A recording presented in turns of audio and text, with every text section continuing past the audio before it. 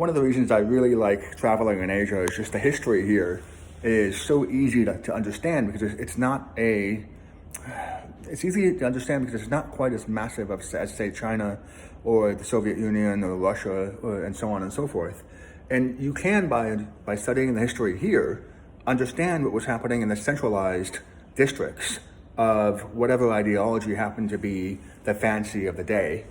And this is really interesting because you get all these little snippets from small museums like this one. This is just a small museum in Petaling, Jaya. And apparently this is a Chinese, well, it is or was primarily a Chinese community that is located between Port Klang, a major port in Malaysia, and also the central district, of course, of Kuala Lumpur. And you try to ask yourself, well, how is it that the city became primarily Chinese? At least it was back in the day. And that's where you get an understanding of what was happening post-World War II, where whoever was left standing, primarily China and the Russians and the United States, were trying to battle for resources and trying to essentially create their own. They were trying to create a secure supply chain, which was obviously crucial to winning World War II. And you get a sense here just by coming to a small museum like this one of what was going on. The Communist Revolution in China, I believe, was around somewhere around 1950, 1951. And what ended up happening here is the British, who were in charge of the districting here in Malaysia for the most part during that time, appear to have segregated and moved the Chinese into Petaling Jaya in order to, it says over here, certain archives and reports also suggest the migration. It's really interesting how they whitewash this. The migration of the Chinese community to Petaling Jaya was part of the efforts to curb the communist movement at the time. And so here we go. Let me try to move up here. The history of the Chinese community's presence in Petaling Jaya is said to have resulted from the relocation and mass migration of the Chinese in Kuala Lumpur from areas such as Ampang and Sungai Besi. The transfer of the Chinese community to PJ is said to have transpired around the early part of 1952, right around the Chinese Communist Revolution. And the other reason why it's so interesting to sort of figure out what was happening here is because, especially here, before this became sort of a free trade zone of some sort, you had a race to secure resources, primarily tin and rubber. And everything really just sort of, goes back to that, the migration of people as a result of these empires trying to secure resources within secure supply chains.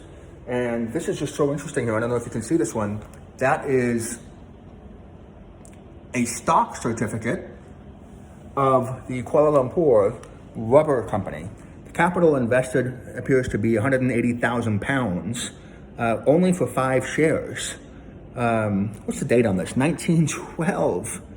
Oh boy, there might be a interesting World War I, situation there. But you look at all these different things here, and you start to sort of make connections between, how diversity and how immigration has been used by empires when it's convenient for them, or when they need workers, and then maligned when the efforts to create a secure globalized supply chain go awry.